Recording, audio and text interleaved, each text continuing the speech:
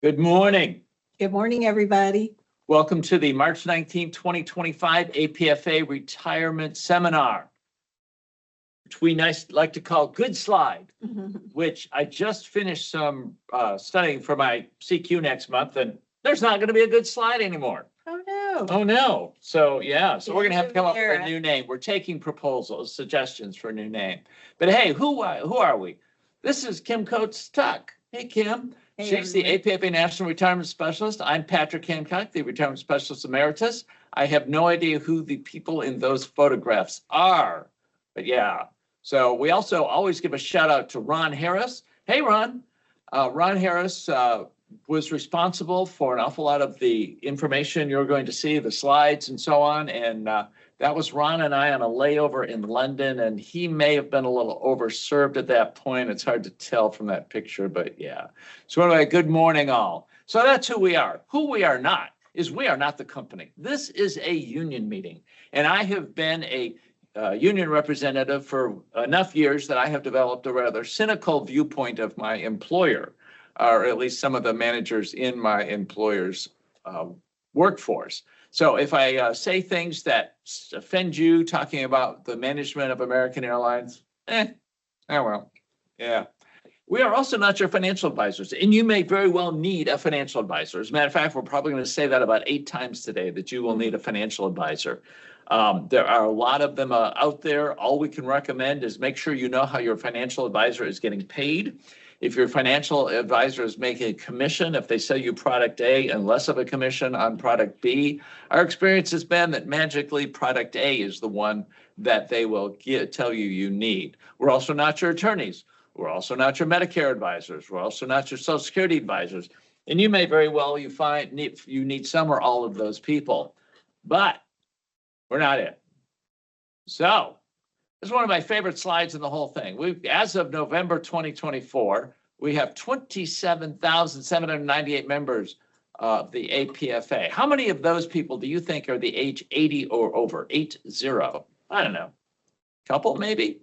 No, 32. We have 32 members over the age of 80. And oddly enough, they aren't all 30 or 40 years of seniority. Several are or 1 or 2 are less than 30 years seniority. All right. Breaking down, as we go down the age roster, we get down to 65. We got 2,187. Oh my gosh.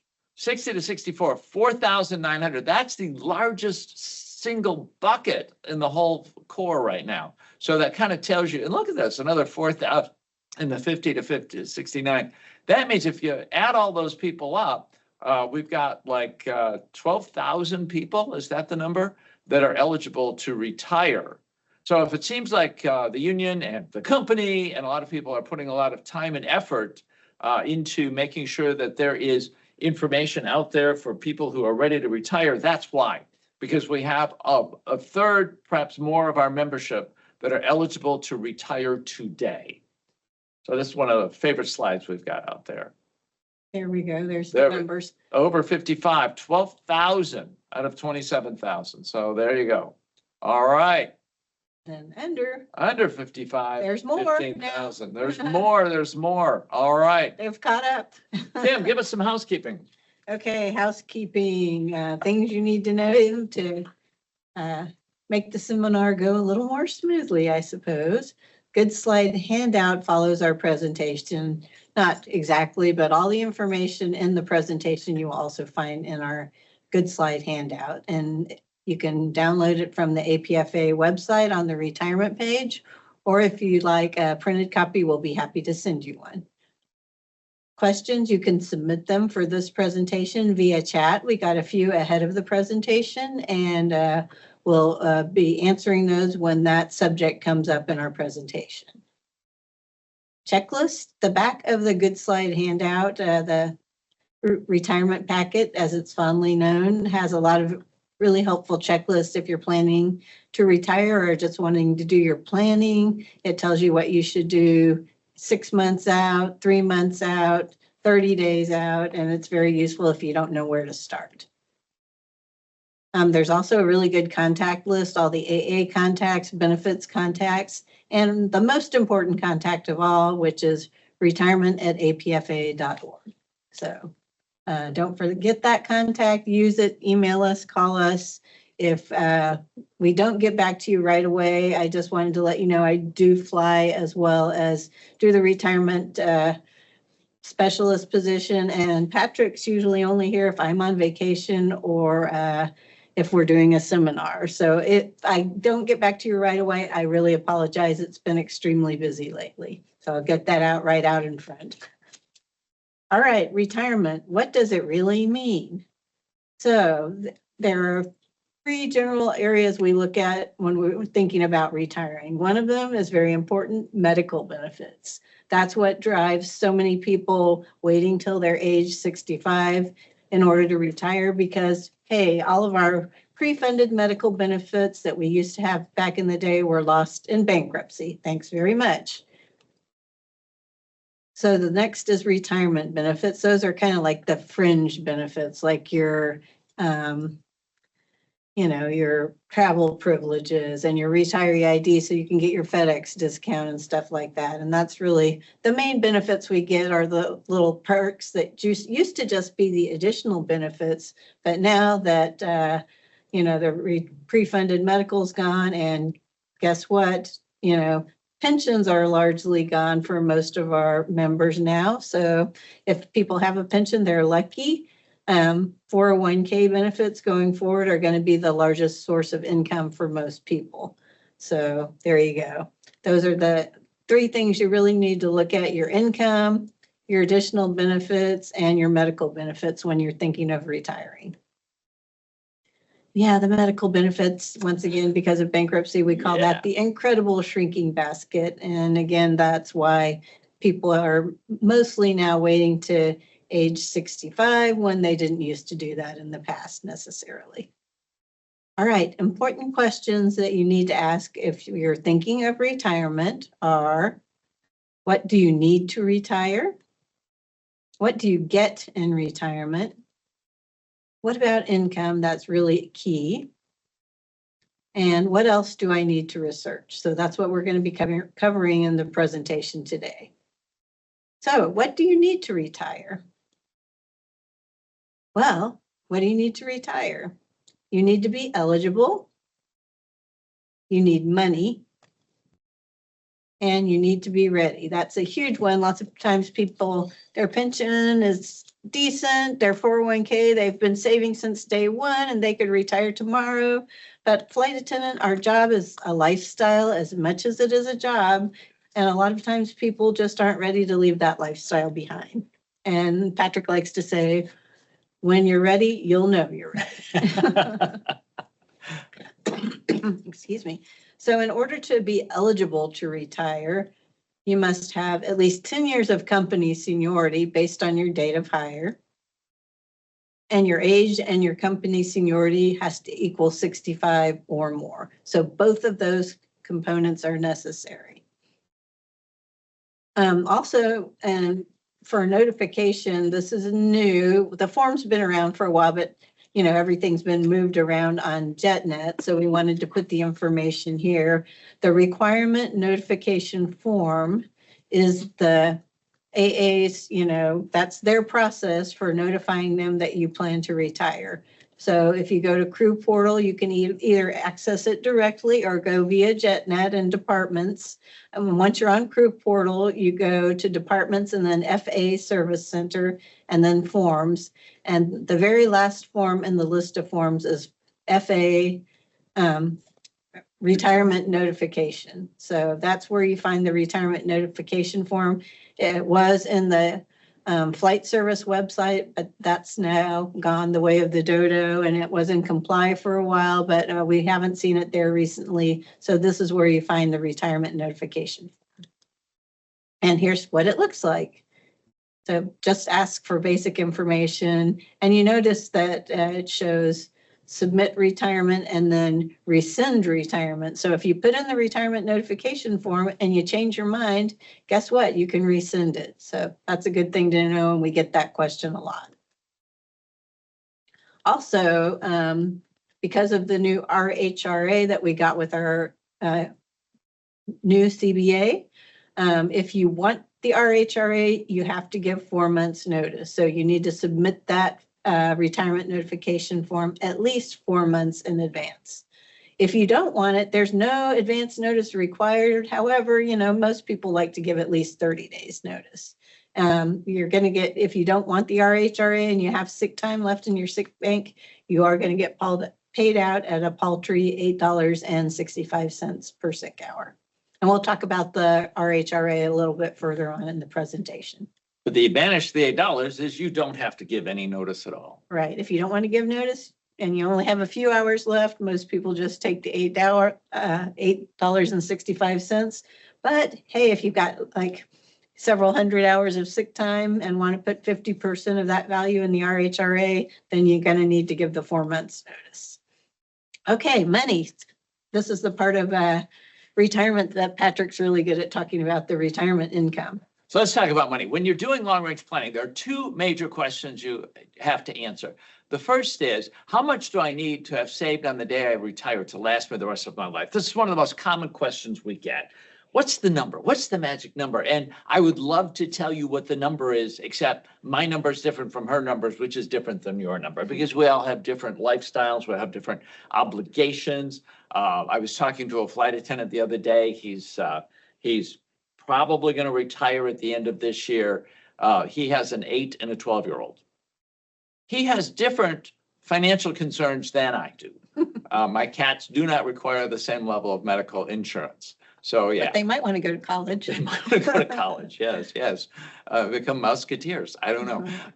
So that's the next time you need to talk to a financial planner, because they are excellent at doing that calculation. The good ones have some really good applications and online tools that they will ask you a million questions and try and figure out exactly what that number is for you. Well, once you've got the number and you go, oh, sad, that's not what I have right now, then they can help you figure out how much do I need to save each year to reach that goal. And if you're just thinking about this now and you're thinking about retiring very quickly, you're going to run into, I think, the corporate speakers' challenges, because retirement planning is a long-term goal. It's something you have to start planning years in advance. And we talk to the new hires as they come through APFA, and we tell them that the smartest thing you can do right now from your first paycheck is to make contributions to your 401k. You absolutely have to do the 4%, because otherwise you're just giving American your money. But the more you put in there, the better your life will be as you get closer and closer to retirement. So the general goal of this retirement planning is you want to maintain the same lifestyle you had when you were working. And the problem I have with that is I'm tired of being poor. I want to be one of those wealthy retirees with their silver sneakers membership jetting off to the Caribbean. But apparently that's not the plan. Apparently the plan is to just keep me where I am now, which, is going to be tough enough as it is. So if you're going to start retirement at age 67, the first question you have to answer is, how long am I going to live? What? Come on. How long? I mean, what? That's the first of our answers. Come on, that's not an answer. How long am I going to live? That's crazy. But actually, you kind of have to answer that one, because otherwise you don't know how many years you have to fund. All right, so that becomes the first of our guesstimates. And this is going to be one of the most frustrating parts about retirement planning, is that we want the number. We want the answers. We want to know what the goal is. And no one can tell you that until you can tell them when you're going to die. And we all pretty much agree, if you know exactly when you're going to die, it's a sad thing. So, So what we have are guesstimates. And your life expectancy in 2023 is 77.5 years. 2020 had the largest decline since World War II. 2021 had the second largest decline since World War II. 2022 had the third largest decline since World War II, and it just keeps getting worse. However, the good news is the preliminary numbers out. Now, they're just preliminary numbers for 2024 went back, slightly back up. So, but thank you, COVID. Thank you, opioid epidemic. Thank you, deaths of despair. But the magic number there is 77.3. The thing is, that's 74.8 for men and 20.2 years for women. And guys, I got a question. If we allegedly run the world, how did we let that happen? How did we let that happen? Yeah, really. It's just allegedly, though. It's just and we alleged. all know that. We all know, absolutely. But we're not talking about that. Yeah. That's going to be less for African Americans, 72, and more for Hispanics, 80. I got all this information out of the National Vital Statistics Report, volume 64, book 6, and I recommend it as you take it on your layover. It is the best cure for insomnia ever. You will get a half a paragraph in and be sleeping like a baby. So yeah. And that becomes the first of our estimates. And the challenge is it's just an average. Half of us are going to die sooner. Half of us are going to die later. So you got to figure out which half you're in. And, you know, we all want to be in the half that dies later, but half of us will not be, because that's just the definition of an average. I love telling this story. When I was in high school, I started going gray. And it was horrible because, you know, you're trying to fit in. And here I've got gray hair coming in. And I went home one day and I said, Mom, I discovered in biology class today that my gray hair is all your fault. Everything about a man's hair comes on the mother's genes. So what's going to happen next? Am I going to go bald in college? I mean, did any of my uncles or grandparents or anybody go bald early? She goes, oh, honey, none of them ever lived that long. Great. Thanks, Mom. Good genetic heritage, the best gift you can give your children. So question is, which half are you in? And looking at your heritage is going to be the best way to do that. So that becomes the first of our guesstimates, but there are other guesstimates. For instance, salary projection, because we know salaries always go up unless you're in the airline industry. Yeah. So anyway, how about inflation? We had 10 years of virtually no inflation, and now it's coming back, perhaps a bit more so than we really would like, but it's coming back. How about stock market? Oh, God, no. Craziness right now. No. And please don't go look at your 401k balance. It will just get you so depressed. Think long-term. Yeah, long-term. I'm a long-term investor. Yes. Okay, so we've got these guesstimates, and so we've got our eligibility. We've got this. So now comes the hardest question of all. Are you ready to retire? And see, the thing is, you need to be ready.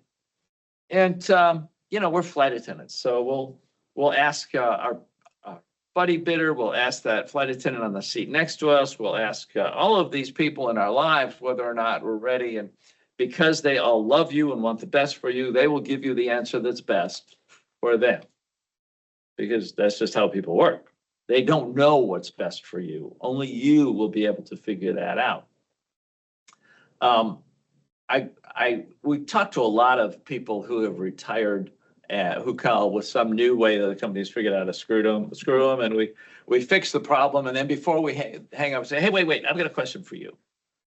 Was it the right time for you to retire? But were you ready? And 98, 99% of it, oh, it's the best thing I ever did. I don't know why I waited. I don't know how I ever had time to go to fly. My life is so full. I'm like, well, I don't want to talk to you. I want to talk to the 1 or 2% who aren't happy. Why aren't you happy? What happened? And almost inevitably, it is because they did not plan. They $40,000, man, that lasts me the rest of my life. I'm out of here. Or their doctor said, you can't fly anymore. Or they took the sudden out. The what? The sudden out. That's where your supervisor and the union rep meet you on the jet bridge. And as you're walking up the jet bridge, the union rep says to you, I got your retirement. I recommend you take it. Yeah, none of those people planned and were ready. But I've got great news for you. You are here today because you are planning. You are going to be in the 98, 99% that are happy you retired when you did, and your only regret might be you didn't do it sooner. So have you reached that point? That's the question for you to decide. Speaking of questions, Kim, what questions do we have? Okay, let me check those questions. So we have a question that is about, let's see, what address, oh, is that one, this group? We're at 24, yes. Okay, what address or email do I send for my retirement gift? We haven't quite got there yet, but you do get a retirement gift when you leave the company, and it's going to go to the address that you have on file with the company when you leave. So whatever you have down for your contact address, that's where it's going to go. And I think it's FedEx, so they can't send it to a PO box. But I would leave an address, on file with the company where they can send that. And it usually arrives 30 days after you retire. So you don't have to do anything when you submit that retirement notification form. Something is triggered that you're going to get, sent a retirement gift catalog, and it usually arrives 30 days after you retire, and it's sent by an outsourced company. So the message goes there. And if you don't get it 30 days after you retire, call me and I can email somebody about it. All right. Next question. When should I submit a date of retirement to the company or manager? Do I need to fill out a form? Okay, so we did just cover that. You do have to fill out the retirement notification form before you retire. That's AA's official process now. If you want the RHRA, you have to fill it out at least 4 months in advance. And if you don't want the RHRA, we recommend 30 days, but there's no specific time limit for that. All right. And I am wanting to give notice earlier than 4 months. I want them to know I am on my way out the door. How do I do that? And how far in advance can I give that notice? I would imagine you could do it at least a year in advance, but I know that before the beginning of the year, before the 1st of January, because of our, they were waiving that requirement for the RHRA until the end of January.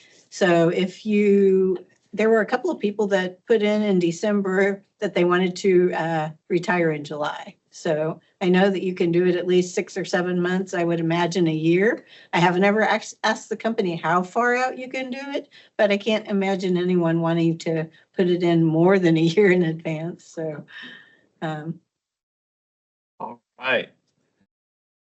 Anything else for that group? No, I think that is it. All right. Let's move along. Let's move it along. Kim, what can you tell us about what we get in retirement? Okay, so we just talked a little bit about that with the gift catalog, but what do you get in retirement? You get your travel privileges.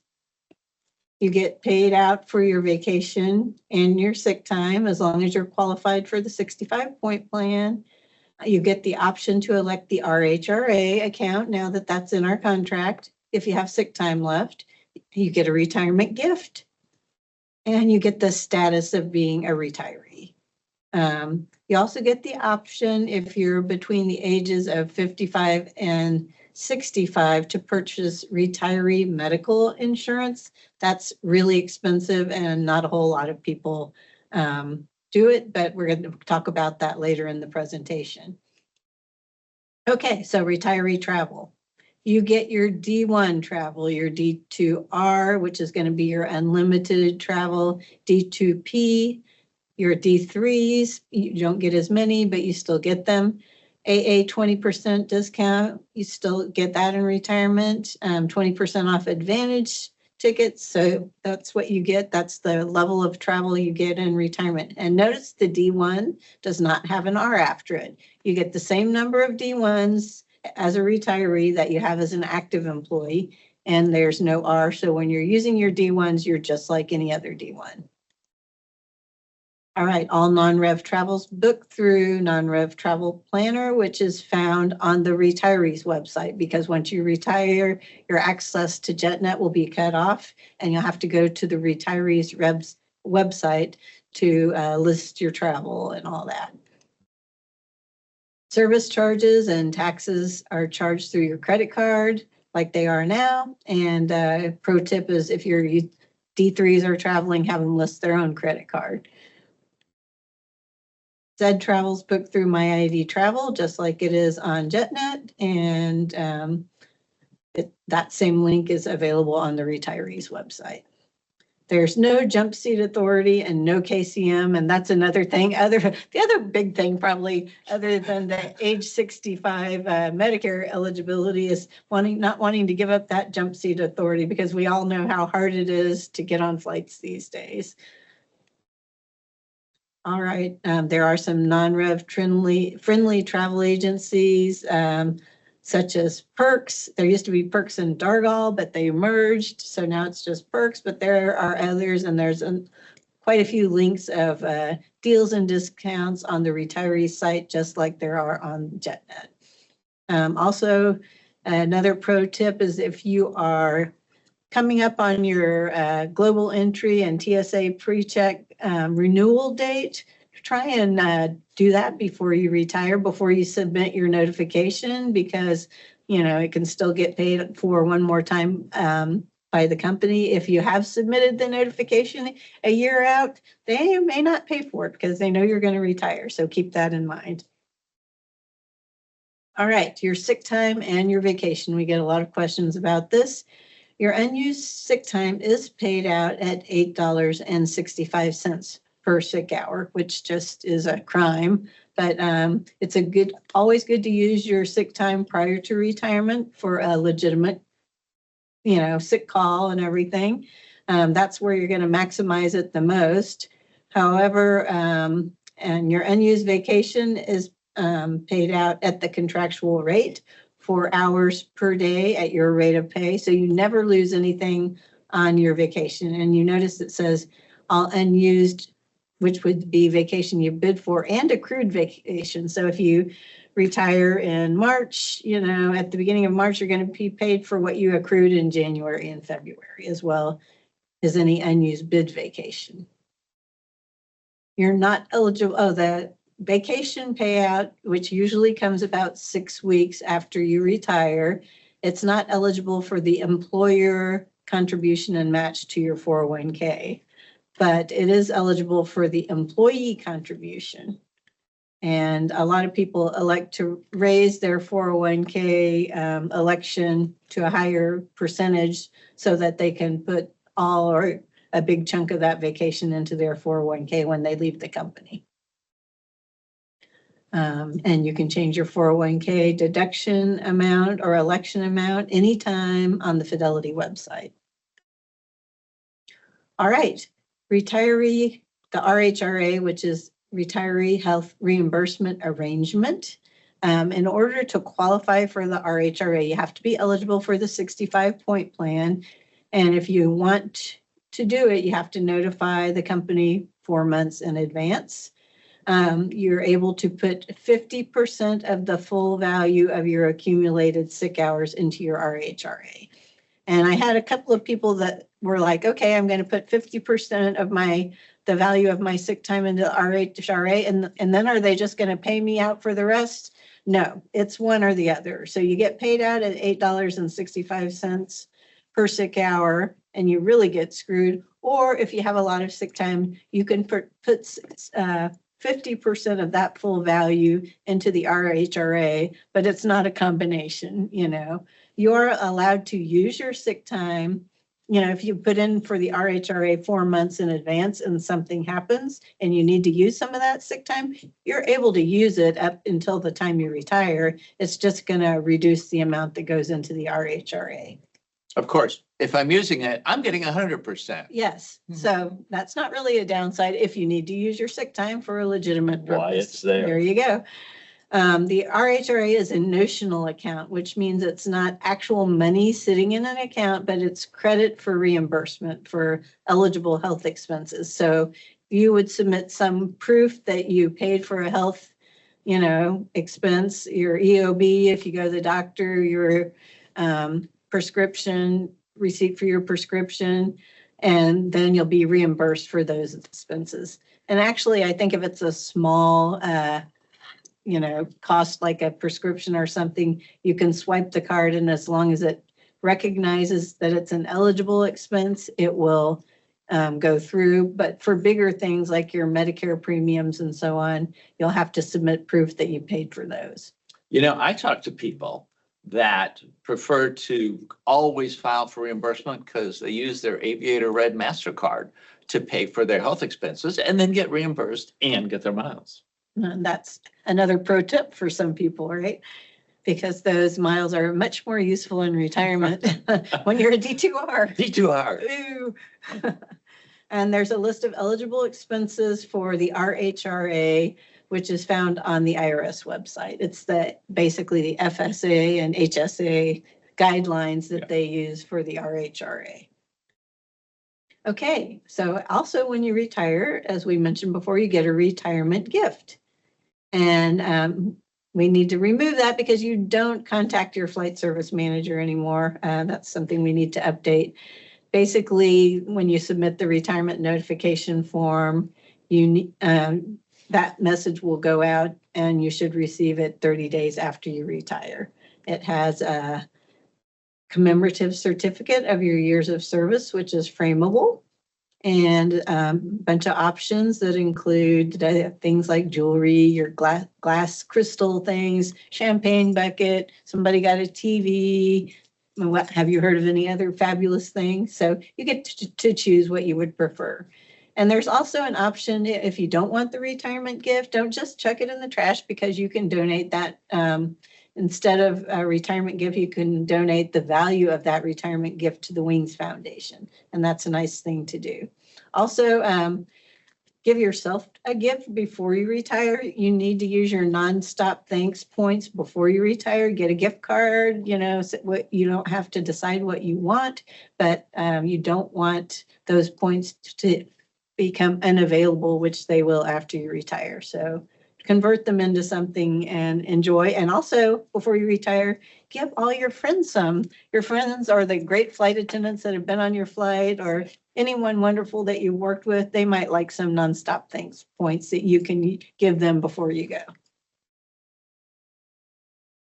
Okay, here's an example of the Crystal American Airlines tail. That's one of the retiree gift options. Fabulous. I think you have to do quotes when you say crystal, because I think it's acrylic, but yeah. Says it's crystal. Crystalline. Crystalline. Yeah. Okay, so your status is going to change when you retire. You're used to being a sky goddess, and I don't know about all of you, but for me and Patrick, our status is going to be changing to cat lady. Woohoo! Woohoo! We're looking forward to that one day. So basically, retirees submit an online request for a retiree ID. This is another thing that people expect the company is just going to send to them, but you have to submit a little application for your retiree ID. And you can do that on JetNet before you retire, and you can do that on the retirees website if you didn't get around to it before you retire. There's a link up in the right-hand corner that says, need a retiree ID, click here. So you can do it in JetNet in the retirement guide. It's a 7-step retirement guide, and the retiree ID link is on step 6 out of 7 in the AA retirement guide on JetNet. All right, so you can use that retiree ID card for discounts on shipping, your FedEx discount, hotels, car rentals. What you don't need it for is travel, because it's not a government issued ID, and that's what they're going to want to see going forward for your travel. So don't need it for travel. You do need it for all the deals and discounts that you get as a retiree.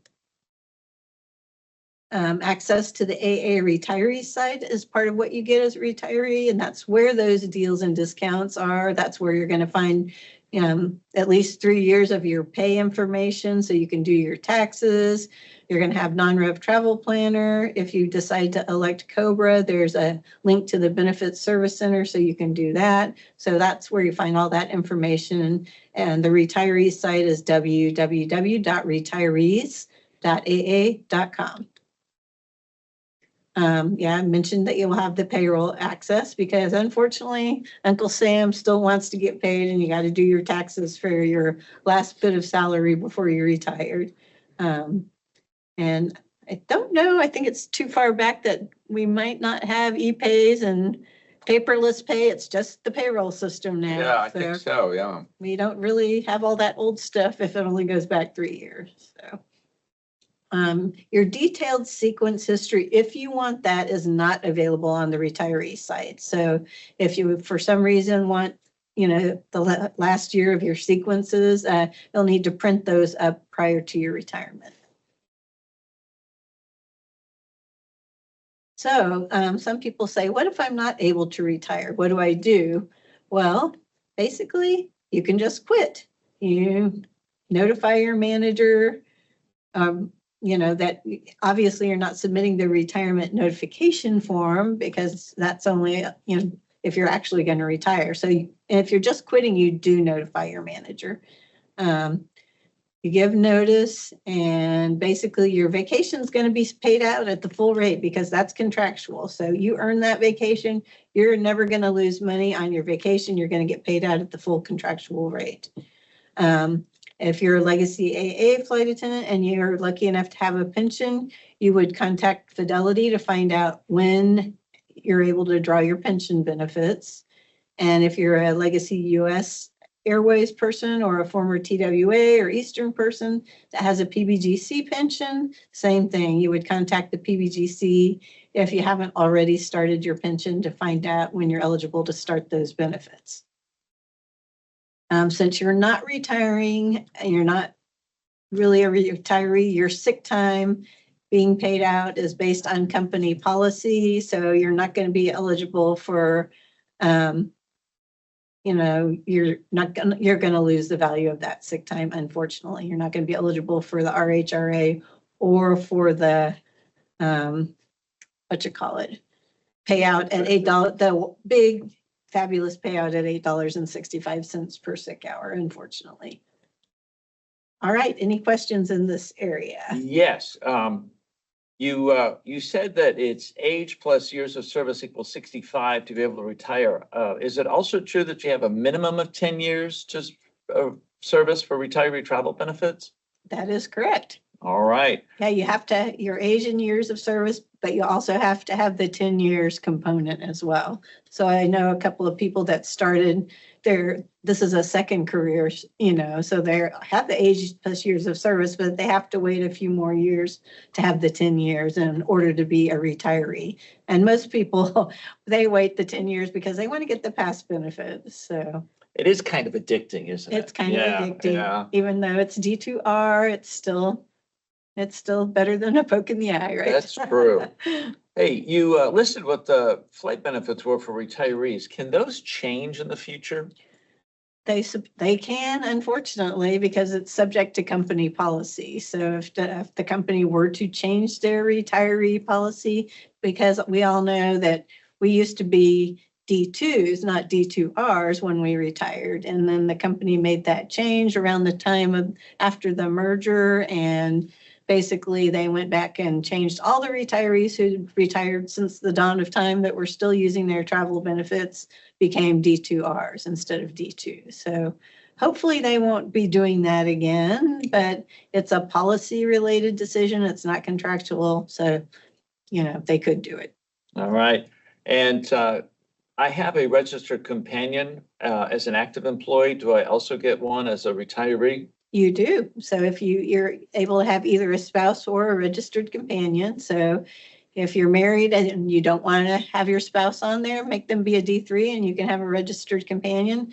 If you're unmarried, you can have a registered companion. And you can still change that in non-rev travel planner after you retire. You're not stuck with whatever you have in there when you retire. All right. That's it. All right. So let's continue. So we've talked about what do you need to retire?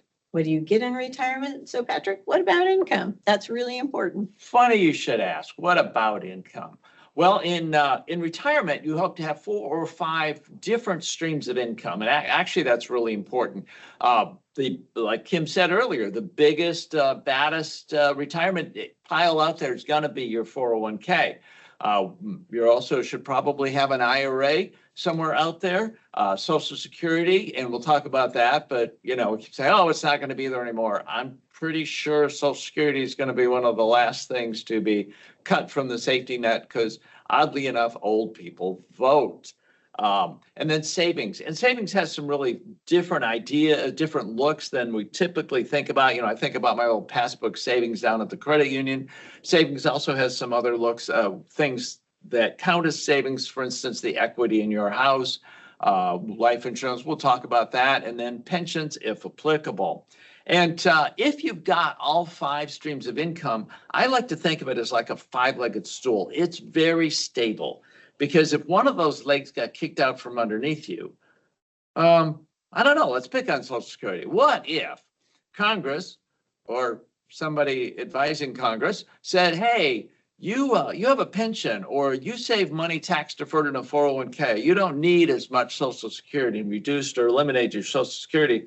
That would really hurt, but it would not be life ending because you've got these other streams of income. And every time I look at this list, I am so happy I work in a unionized workforce with a union that cares about my future and fights to get all of these different streams of income to be stable and ready for us. I contrast that with the over 50% of people on Social Security that is their only source of income. I mean, how stable is a one-legged stool? Seriously. And you know, what security is there when your entire financial life depends on the good graces of the US Congress? Yeah. So what about my 401k loan? Hey, yeah, your first option is to continue to pay that loan back on your current amortization schedule to pay it off entirely. And because you don't have a paycheck anymore, you have to set up that they ACH it out of another account. I suppose you could actually send them a check. I just don't know anyone that still has checks. So, and the second option is you stop making payments and take the outstanding balance as a taxable disbursement. That's a bad thing. Don't do it. Don't do it. Don't do it. And one last thing to remember about the 401k is that your 401k will freeze for the first 30 days of your exit from the company. And if you need money out of your 401k in that first 30 days, you might want to consider rolling some of that out before the last day, so you don't have to wait the 30 days. I also want to point out, if you need money out of your 401k in the first 30 days of retirement, you might want to go back and talk to your financial planner, because you just might not be ready to retire just yet. Yeah. You can also roll your 401k into an IRA or a different 401k. Say you go to get a job at Walmart. Welcome to Walmart. Well, they've got a lovely 401k. They'd be happy to have you roll your American 401k into the Walmart 401k, because the more people in the 401k, the cheaper it is for everyone, because it costs averages over a much bigger user base. Or you can just leave it and manage it through Fidelity the way you're doing now. Okay, let's talk about an IRA. IRA has a pre-tax and a post-tax, just like we were talking about with the 401k. The issue with the IRA is that there are income limits. So if you are single in 2025, you can't contribute to an IRA if you make over $150,000 or $236,000 married filing jointly. And you know, I had a neighbor call me. He was all upset because they won't let him contribute to his IRA. I said, it's because you made too much money. Cry me a river, please. All right. You will also have the option to convert your 401k into an IRA. And once you retire, that door closes. It's a one-way door, and you can't ever convert it back into a 401k once you retire. And you will have a lot of people soliciting you to roll your big pile of 401k money into an IRA. And it may have something to do with the fact that you have to sell your product in the 401k, take it over to the IRA, and they earn a commission when you replace it in the IRA. That may have something to do with it. And it may be the right thing to do. But you should know that the 401k and the IRA are very different products. The 401k is a product of federal law and has 100% creditor protection. What? Yeah. So say somebody's suing you trying to get your money. You ran over the neighbor's chihuahua. They sue you for all you got. They get all you've got, but they can't touch your 401k because it's 100% protected. But your IRA is a product of state law. So what your protection depends on what state you're in. Oddly enough, Texas is a very debtor-friendly state, and your IRA is 100% protected in Texas. But I think it's Michigan that you get to keep the first $50,000 of your IRA. The grieving Chihuahua owner gets the rest. Also, the way your heirs inherit an IRA and the way they inherit a Roth are different. And that could have huge tax implications for them. So, you know, one may be better than the other, but it's not the same for everyone. Definitely talk to a financial planner who you know how is getting paid and not getting just paid a commission. I love fee for service planners because you know what the cost is going to be up front, and they're just going to give you their best advice, not what's best for them. Yeah, it's important to make sure that if you roll it into something else, you're going to be the main beneficiary of that change and not some broker or unscrupulous financial planner. There are plenty of, ethical financial planners out there. So. Exactly. All right. Hey, Kim, we do have one question for you. I have a Roth IRA and an AA 401k. Which one should I draw first after retirement? Okay, so whether to draw from your Roth, which you're not going to pay taxes on that when you pull it out, or your regular 401k account, which will be taxable when you take it out, is a personal choice. But there could be a number of reasons to do it one way or the other. Maybe if you just retired and you want to use up your taxable income first and pay the taxes on it because maybe taxes will go up more in the future, and then you use your non-taxable Roth income later on in life. That's one possibility. Anything else you can think of, but it really is a personal choice. There's not a right or wrong answer for that. Yeah, and it could be your situation is exactly the opposite. You have lots of income right now. Your payout on your vacation, you've got money coming in from, your second and third jobs out there, and that you feel you're in a really high tax bracket now, and you won't be later. Maybe you want to take the tax-free money out of the Roth first, but this is a great time to go talk to a financial planner, particularly one that's particularly good on Social Security or on taxes and when to take the money out. Hey, Kim, speaking of Social Security, let's talk about Social Security. Do I have to? Yes. Okay, Social Security. Basically, it can be taken as early as age 62, as late as age 70. There's no increase after the age of 70, so it doesn't benefit you to wait and take it later than age 70. The website's www.ssa.gov, and there's a lot of useful information there.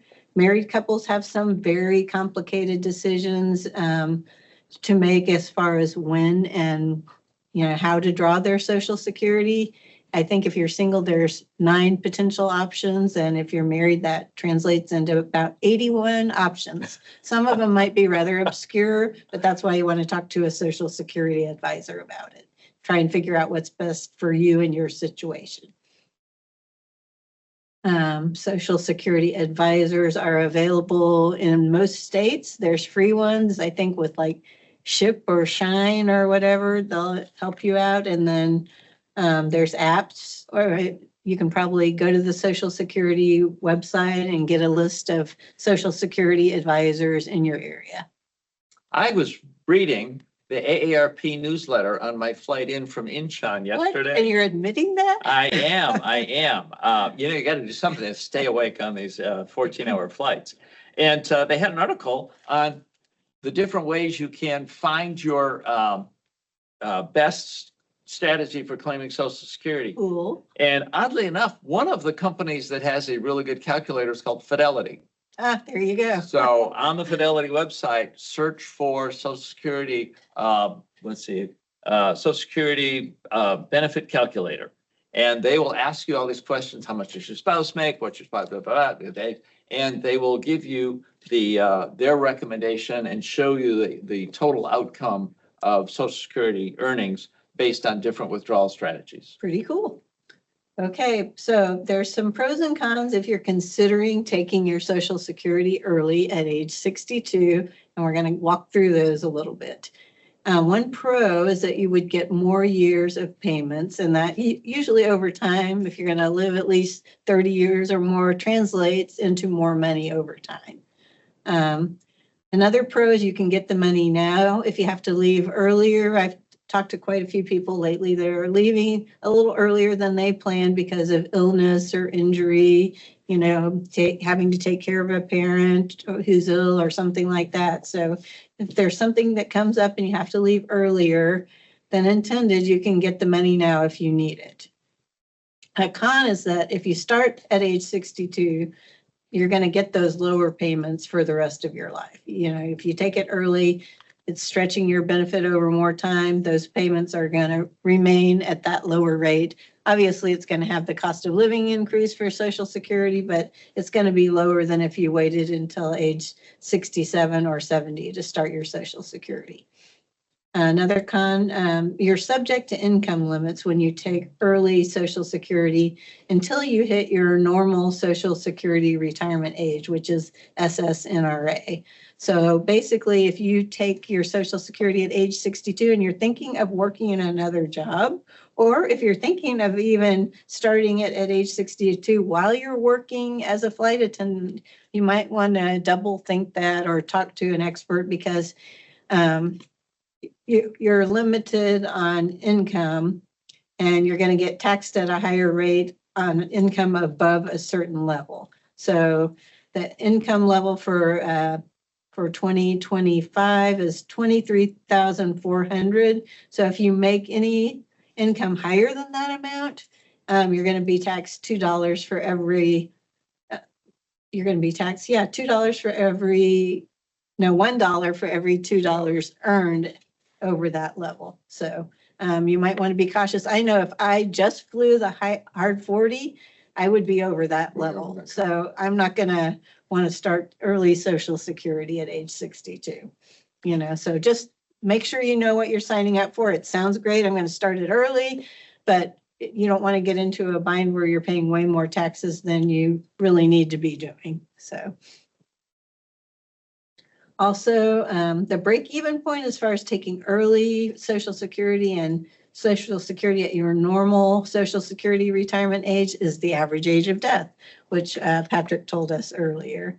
And so here's a little chart that illustrates that. You know, if you take it early, you're going to get more upfront. If you take it later, you're going to get more over time. The break-even point is the average age of death. So that's begs that question again. How long am I going to live? You got to go based on your family history.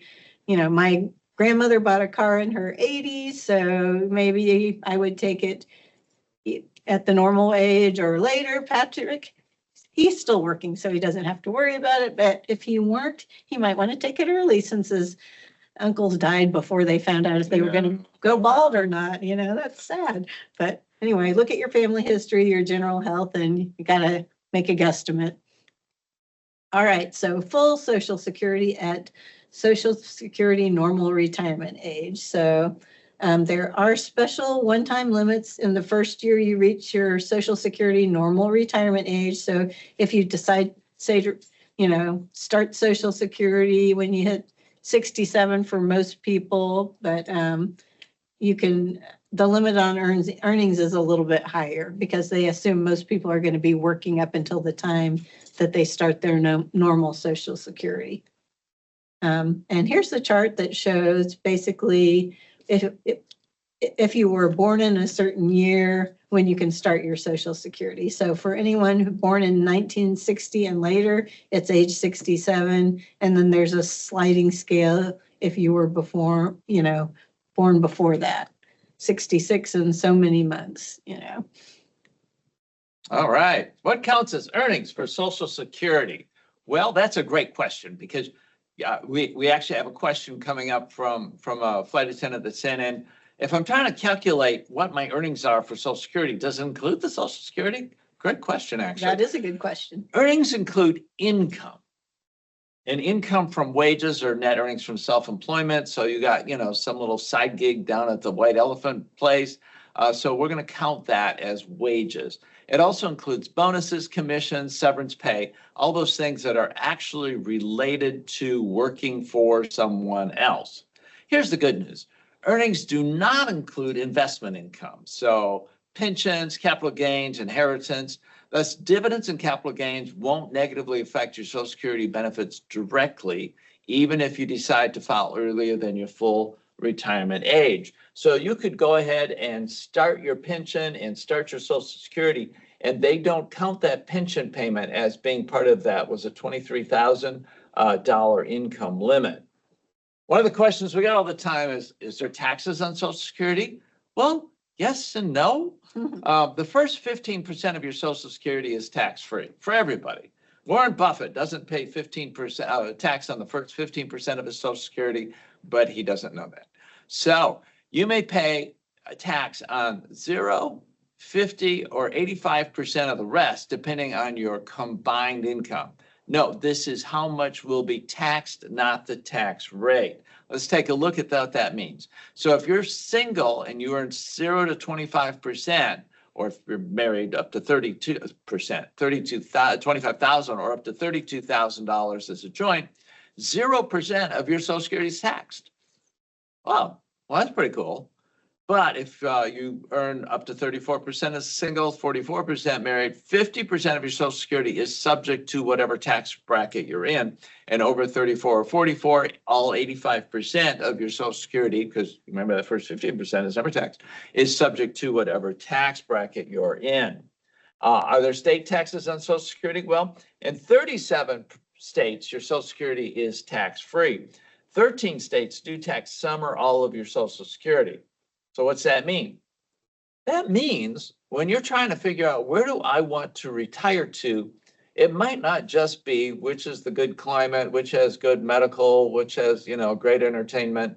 You might want to talk to people about taxes because these are the bad boys that are going to tax your Social Security. Colorado, Connecticut, Kansas, Minnesota, Missouri, Montana, Nebraska, New Mexico, North Dakota, Rhode Island, Utah, Vermont, and West Virginia. Oh, say it's not true, New Mexico. Yeah, it is. They're not. They're going to tax your Social Security. So we were talking about the various savings you have. In addition to cash, stocks, and bonds, you may have hidden savings. For instance, home equity. And by that, I mean taking out a home equity loan or line of credit. I do not mean a reverse mortgage. The reverse mortgages have gotten slightly better. They're going from god-awful abusive to just awful and abusive. So you want to really talk to a financial advisor before you do a reverse mortgage. And also life insurance, not our term insurance that we have as employees, but people frequently will buy a whole life policy. And if you have one of those, it has some cash value that they will be more than happy to loan you some of that. And that gets you some income to get through the rough points. Kim, what can you tell us about pensions? Okay. If you have a pension, it's going to depend on which carrier you started out with prior to the merger as to kind of when and how you can commence those pension benefits. If you were Legacy US Airways, Eastern, TWA person, that's going to have one set of rules. And if you were a Legacy AA pension holder, that's going to have another set of rules. So let's start out with the former US Airways, and not just the former US Airways, but the PBGC pension holders, although some of this does just apply to the US Airways pension plans. So you could have started with any of these carriers originally. That's a lot. Trump Shuttle, Piedmont, US Airways Original, Allegheny, PSA. So basically, if you started your career at the Shuttle, your early pension age is age 52, your full pension age is age 62.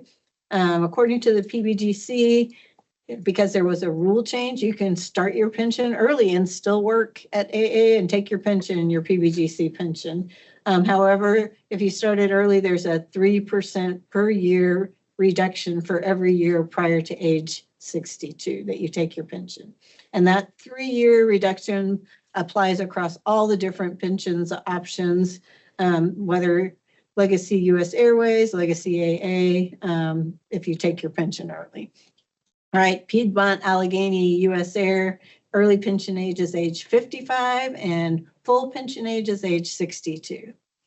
If you started at PSA, your early pension age is not until age 55 and your full pension age is not until age 65. So keep that in mind. As I've talked to a few PBGC pension holders that are waiting to take their pensions until they actually retire. There is a little bit of an actuarial increase if you're past the full pension age. But most PBGC pension holders are taking their pension and double dipping while they're working. All right, so for the legacy AA pensions, the early pension age is age 55 and the full pension age is age 60. Again, that 3% per year reduction in the full value applies if you take the pension early. There's no double dipping with AA pensions, legacy AA pensions, because they're still technically held by the company that you're working for. So you can't work and take your pension. There is one tiny loophole to that that some people fall into after the age of, well, a few years after the age of 70 and a half, when there again becomes a little actuarial increase comes into effect. And sometimes that triggers people to have to take their pension while they're working on the LAA side, but that's pretty rare. Usually no more than a dozen or so a year fall into that loophole. All right, so double dipping, we talked about that. It's the ability to take your pension while you're still working, and usually only the PBGC pension holders can do that. There was a restriction prior to prior to June 1st of 2021 and you had to wait until you reached your full pension age, but that went away in 2021. So now if you reach your early pension age, you can start double dipping if you want to do that. The early reductions still apply, that 3% per year if you take it early, and no reduction at the full pension age. So something to think about. Also, Patrick's going to now talk about the pension options. All right. The different ways you can take your pension annuities. How many different ways can I get my money? Well, funny you should ask. There are three basic ways to get your money. First is the single life annuity. The PBGC calls this a straight life annuity. Fortunately for us, they have the same acronym, SLA, because we're an airline, we run on caffeine, jet fuel, and acronyms. The second is you can share with someone else. And I do remind you, it is nice to share. And then the third is a minimum number of checks. There is a fourth option if you have a legacy AA pension, and that's more upfront, less later, also called the level income option. The single life annuity, or SLA, you get a check every month until you're dead, and then it stops. And that's basically what everyone thinks about when they think about a pension. And an annuity, a payment every month is an annuity. We've got a lot of annuities in our lives, mortgage payments, and so on. This is money coming in, but it's still an annuity. And it's for life. That means it's called a life annuity. And it's for one life, yours. That's where we get the phrase single life annuity or straight life annuity. The SLA is the normal form of benefit. Well, what do we mean by normal? Well, yeah, an awful lot of people take it, so that could be. But remember when we were talking back about doing that planning, that you need to have the target number, how much do I have to save? And the company has to do that same analysis when you hire on 40 years ago about how long are you going to live, how much you're going to earn, when are you going to start your benefit, and which benefit are you going to take? Ding, ding, ding, ding, ding. They assume you're going to take the single life annuity. So that becomes the normal form of benefit. And they calculate out what that number is, and that value of the SLA determines what the other payment options are. Well, let's look at those options. First off, it's nice to share. That's a pension for your life and someone else's life as well. And they will get an annuity for their life after you're gone.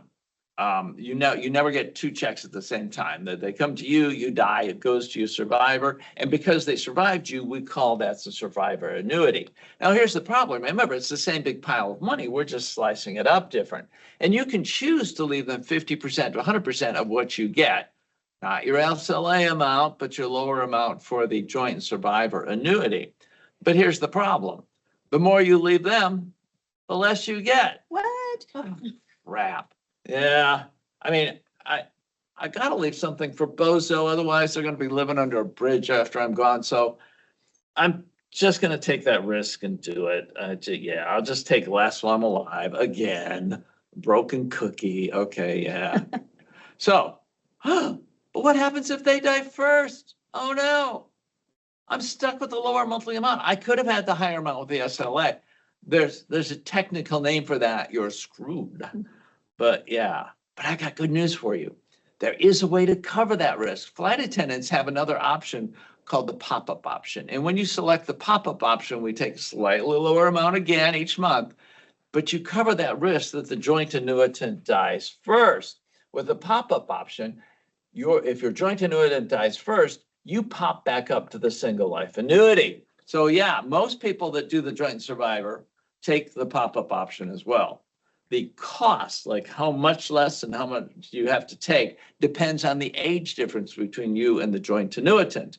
If your joint annuitant is 2 years younger or older, it's not going to be very huge because the risk is basically the same. If your joint annuitant is 18 years old and they're going to get the pension for 50, 70 years. You go. You go, girl. Yeah, that pool boy, that's, yeah. Actually, we were talking about that on the jump seat the other day. But anyway, your cost varies depending on the age difference between you and the joint annuitant. So that's the pop-up option.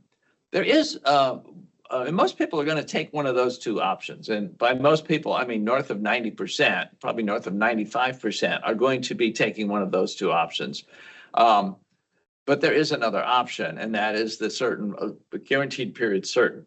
And the guaranteed period certain, you get a minimum number of years of checks. So you retire, they start the checks, and those checks will come for 10, 15, or 20, or 5, 10, or 15 years if it's LUS, regardless of whether you're dead or not.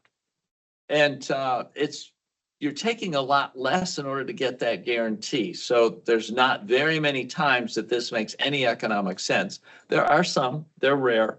And usually it's because you're going to be dead soon and you don't want to do the joint and survivor with the 18-year-old because it becomes so small, it's not even worth messing with. But that is out there. If you find yourself in a strange situation, talk to a financial planner. Legacy A has a fourth option, and that is a level income option. And that's more upfront and less later.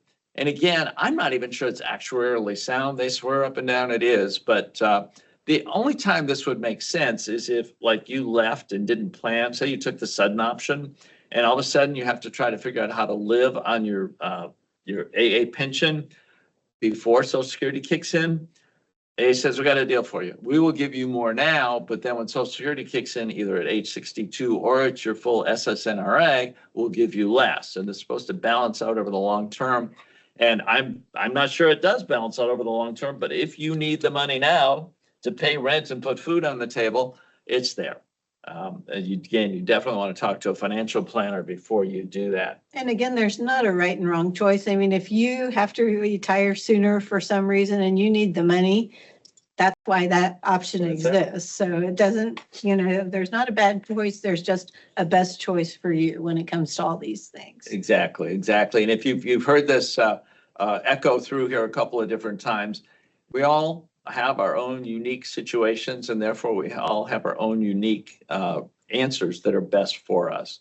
How do I apply for my pension? Not earlier than 90 days before you say, wait, no, I have to do it 6 months out. I'm a planner. Yeah, no, sorry. They won't let you. They won't let you. Not earlier than 90 days before you start your pension. LAA, you request a kit, either over the phone or online at the Fidelity website. And the kit sends you all the stack of pieces of paper that you have to sign. And if you're married, your spouse has to sign and get notarized as well, because they know we'll forge their signature after 40 years. So yeah, and you can request that up to 90 days prior, no more than 90 days. If you're LUS, you have to contact the PBGC directly. You can either call the 800 number or they go to www.pbgc.gov. And if you haven't already set up your My PBGC, My PBA, I think. My PBA. Yeah. Where they get PBA from, I have no idea. But you should probably do that now just so that you can get that out of the way. Are there taxes on pensions? Oh, yeah. You pay federal taxes on pension as ordinary income. Our ordinary income tax brackets are currently 10 to 37%. You can see where you're going to fall in on that.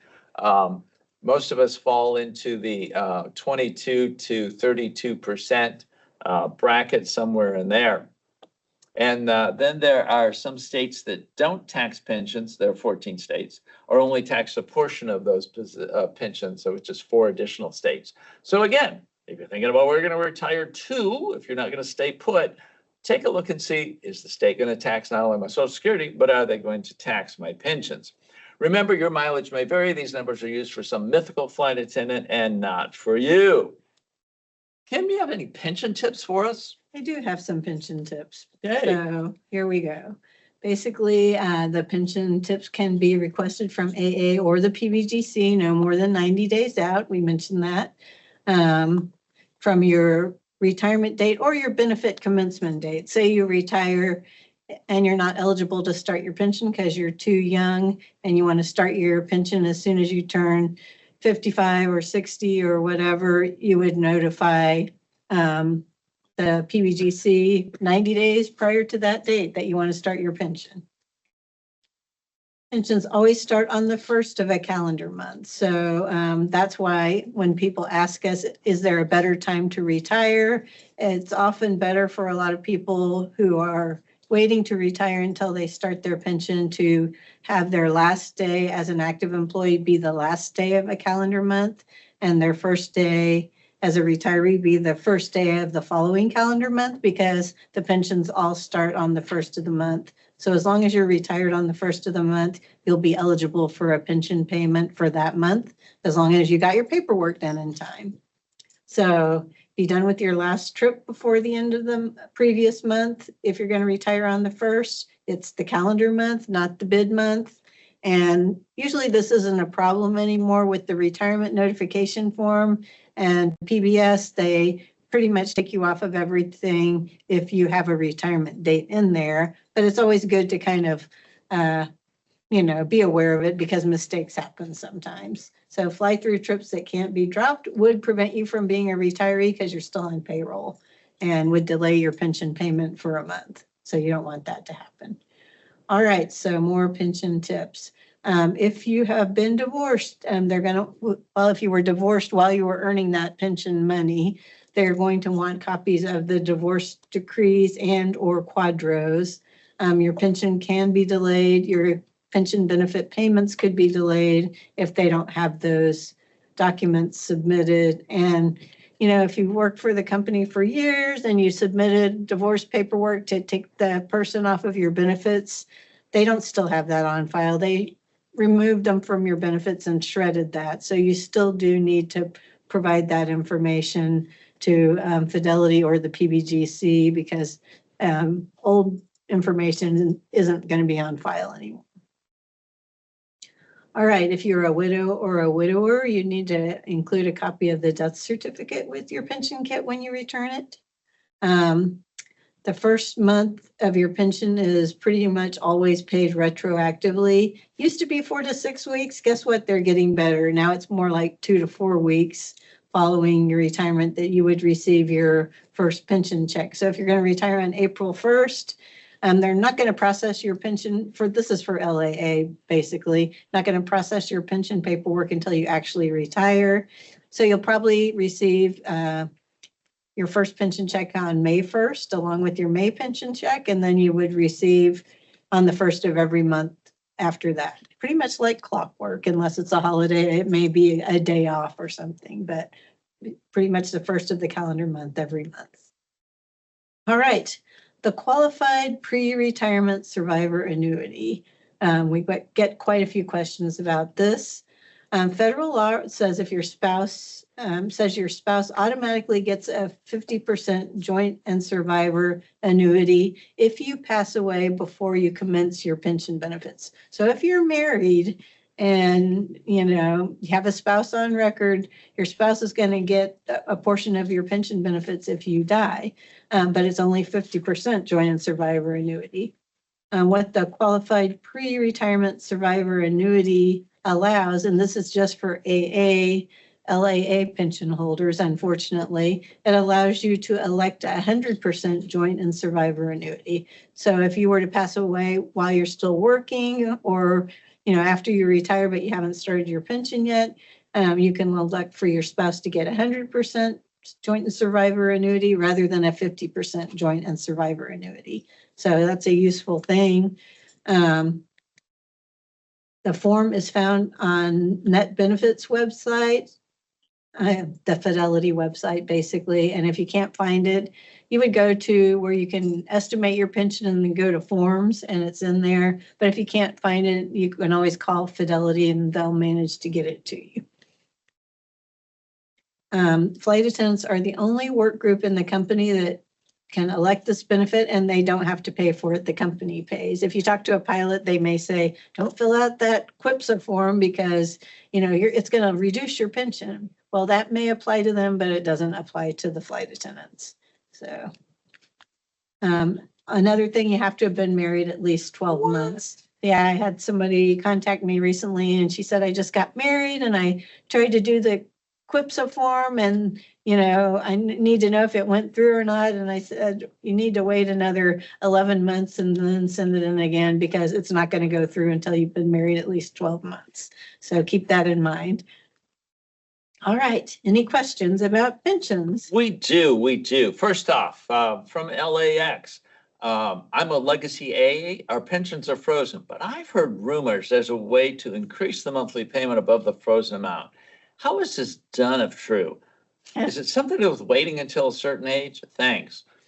You know who you are who asked this question. It's a classmate of mine. Hey, dude, 84-2, go for it. All right. Well, I tell you, this is something you hear fairly frequently on the aircraft, that there's a way to increase your frozen pension. And there is. Get old. And I say that as an old person. There is a rule that says that after age 70 and a half, because you are not drawing your pension, and remember we made all those, the company made all those assumptions about when you're going to take your single life annuity. They now have to, age 70 and a half, increase the pension amount, but it's frozen. I don't care. They're not drawing on it, so it gets actuarially increased, which is basically the same percentage increase as a Social Security would be if you delayed your Social Security, which means all of a sudden at 70 and a half, your frozen pension starts to increase. But it's a very gradual monthly increase. Gradual. It's not boom like waiting till age 70 to take your Social Security. Correct. So. It is a gradual, every month it goes up another couple of bucks, which is cool. So if you want to increase your frozen pension, just keep working past age 70 and a half. But there is this weird, okay, so that's cool. We all understand that. Yeah, I'm not sure I want to keep flying until I'm 80 like those 32 people out there just to increase my pension. I may have other priorities, but maybe that's your biggest priority, so do it. However, there is this other little thing, totally unrelated to pensions, or our pensions, is that there's this IRS rule that says your pension can never be more than your income. And it was made for the Doug Parkers of the world that said, hey, just pay me $2 a year, but give me $1 million a year pension. And the IRS said, oh, all you're doing is delaying when we get to tax your income till a pension. So no, your pension can never be more than your income, which for us is usually not a problem, unless I'm one of those persons that have been flying way past 70 and a half, and my pension keeps growing. And either it's grown so much that it's now more than my income, or I'm flying low time, say I'm flying the 40 hours, and eventually I'll have 3 consecutive years in which my earnings, my income is more than my pension is going to be because my pension's growing. At that point, the IRS goes, time out. You have to start your pension now. And I think Kim said there's like maybe a dozen people that have fallen into that. So yes, the answer to your question is yes, you can increase your frozen pension by working past age 70 and a half. Let me know how that works out for you. All right. Hey, Kim, I've got a question about, that if I start my Social Security early, I have that earnings limit of, was it $23,000? Mm-hmm. Does that $23,000 include my pension payment? No, it doesn't. Okay, cool. So I could take my pension and still be taking my Social Security early without taking that penalty. Right. Your pension isn't offset for Social Security, and your Social Security is not offset for your pension. Super. How about my 401k? If I'm taking my Social Security early and taking withdrawals from my 401k, will that reduce my Social Security? Is that counted toward income? It's counted towards income, yes, but it won't reduce your Social Security or your pension payments. So it's taxable, but doesn't count as. Because they're all considered retirement, sources of retirement income. So it would be kind of counterproductive for you to have all those sources of income and then not be able to fully utilize them when you retire. I think that's the point, I right? think that's the point, yeah. Okay, Although they could change that, you never know. Let's pray they don't. it's hard to tell what's gonna happen these days.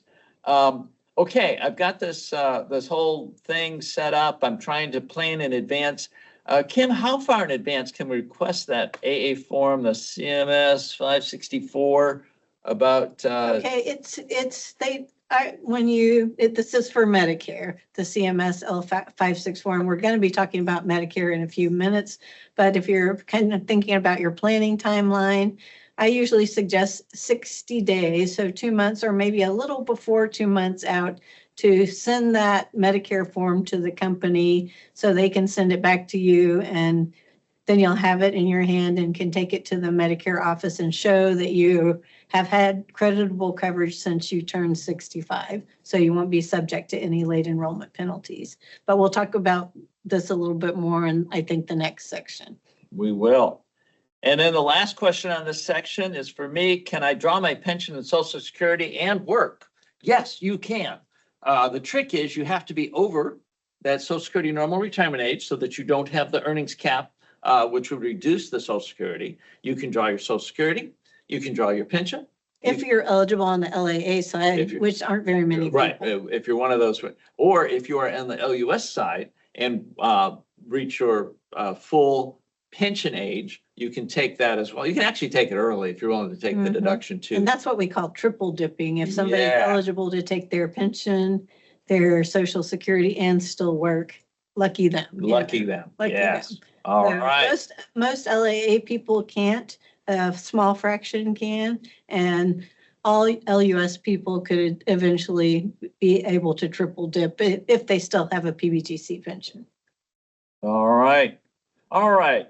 So now we've gotten past money. Let's talk about medical insurance options. Ooh, okay. All right, Kim, talk to us about medical insurance options. Okay, so this is a big driver, and we're going to talk about them kind of in terms of cost. So you see the little dollar signs. If you're not yet eligible for Medicare, COBRA is going to be probably one of your best options, but you look at the dollar signs, it's pretty costly. So that deters people from signing up for COBRA. Another option is the AA retiree medical insurance we talked about earlier, but look at that, it's more expensive than COBRA. So COBRA, you're paying the full cost of your insurance that you had when you were an active employee, when the company was paying for 80% of it and you're only paying for 20%. AA retiree medical insurance, you're paying more than 100% of the cost. It's crazy. So not very many people sign up for that option, but it is still an option. Most people, if they're retiring before the age of 65, will look in their state and see if they can find something on the Affordable Care Act, because it can be more reasonable or not, depending on what state you live in. Hey, Texas. Hey. Medicare, if you're eligible, that's going to be pretty much your main option, unless your spouse is still working and you can stay on their insurance, or you get another job with insurance, or you have TRICARE through the military. So those are other options. Or the old-fashioned way, you can marry someone with insurance or die young, but we're not doing that. That's not even an option. All right, COBRA, first of our options. COBRA is a way to continue the health insurance you had as an active employee. So it just basically extends that coverage out over another 18 months. The only difference is you're paying the full cost. So you don't have to reestablish your deductible and out of pocket. That's a plus because it's the same plan you were in before. The participant pays the full cost plus a 2% admin fee. The coverage can last for up to 18 months. And if you got the COBRA because you were out on a disability and then had to retire, there could be an extension of up to 29 months total. So the 18 plus another 11 months. If you get a Social Security Disability Award. COBRA has a time window for taking it, and it's a 60-day window. So once you retire, you have 60 days to elect COBRA coverage. It's a one-shot deal, so if you miss that window, you're not going to get another chance. Now, a lot of people are planners, and they want to know how can they possibly sign up for COBRA in advance. So this drives people crazy, but you can't sign up for COBRA in advance. There has to be a trigger for you to be offered COBRA, and that trigger is your retirement. So once you retire, you can go into the retiree site and you'll see a little message in the benefits section that says, click here to make your COBRA elections. But you can't do it before you retire because nobody's going to offer you COBRA until the trigger comes along. So if you're out on an illness or an injury before you retire, after 12 months on AA benefits, excuse me, they will offer you COBRA after 12 months off payroll, basically. But if your trigger was your retirement, they're not going to offer it to you until after you retire, which means there's going to be a little bit of an administrative lag time. So your coverage will lapse on your last day as an active employee. It will be reinstated once you get signed up for the COBRA. Okay, so COBRA can include medical, dental, vision, and flexible spending, and you can mix and match. So a lot of people that are eligible for Medicare elect to keep their COBRA dental and vision, even though they're doing Medicare for their medical coverage. Once the coverage begins, it's retroactive to the date you leave American Airlines. So say you retire on the 1st, don't sign up for COBRA until a week later, but something happens in between, your coverage is going to go all the way back to the 1st. So you can, refile the claim and get that whatever happened paid for if something happens in between when you lose your active coverage and when you sign up for COBRA. That's a good thing. It's important to make your payments on time and not be late, or they will drop you from the coverage. They're really picky about making on-time payments. Okay, COBRA and Medicare. One thing, if you're eligible for Medicare, COBRA is not considered to be creditable coverage for Medicare. So if you're thinking, I like my A coverage, I'm just going to wait and sign up for COBRA later, that's not a good idea, because you could be putting yourself in a situation where you're subject to late enrollment penalties because COBRA is not considered to be creditable coverage for Medicare after the age of 65. Obviously, if you have to go on COBRA before age 65, you can do that and then go on Medicare just fine at age 65. So COBRA is always secondary to Medicare. So if you sign up for COBRA and Medicare, you're kind of wasting your money because Medicare is going to be your primary. And if you decide not to sign up for Medicare, which again is a bad idea, COBRA is going to pay as though you have Medicare, whether or not you've signed up for it, if you're eligible because of your age. All right, AA retiree medical insurance. This is that really expensive option we talked about. You are eligible for AA retiree medical insurance if at the time you retire, you're between the age of 55 and 65 and eligible for the 65-point plan. The participant pays the full cost of this coverage if you want it. The price is uncapped. It actually doubled in 2015, and it's very unstable. May have doubled again since then. I think it did.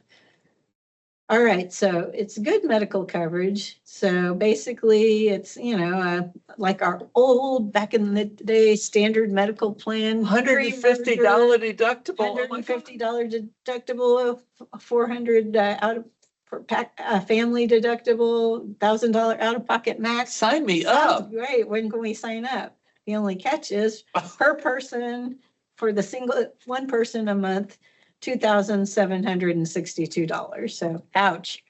That's why most people don't sign up for it. Although if you had 1,000 hours of sick time and you choose to put it in the RHRA and you're a year away from Medicare, who knows? It might make sense, That's an option that some people might explore if they have to retire sooner than they intend and they had a lot of sick time in their sick bank, Just something to think about. But now that you've seen the costs and our poor fainting goat has keeled over. Our emotional support Yes, goat. our emotional support goat, and we need it. Let's look at some other options. What else is out there? Well, the Affordable Care Act. Basically, you would go to www.healthcare.gov and find out. You have to put in your zip code and they would tell you what's available in your area. If you don't want to do that, because if you do that, you get blasted with emails of people trying to sell you different healthcare plans that are valid options through the Affordable Care Act.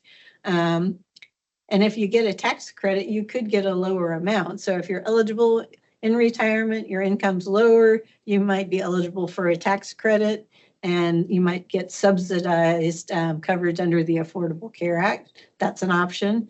Another, if you don't want to put in your zip code and get blasted with emails, you can call Via Benefits. Via Benefits is a company that AA contracts with. And if you're under 65 when you retire and you need to find coverage, they can help you find out what's available in your area. If you're over 65 and you're confused about what Medicare plan to take, they can help you with that as well. So that contact information, the phone numbers, and the email address are in our retirement packet. Medicare. Okay, Medicare is very confusing to a lot of people, and they don't make it easy to understand. So that's why normally our insurance it's insurance. We've got health insurance and it includes your medical, your dental, your vision, your labs, everything. Well, with Medicare, they like to break it up into different sections just to confuse us. So basically, well,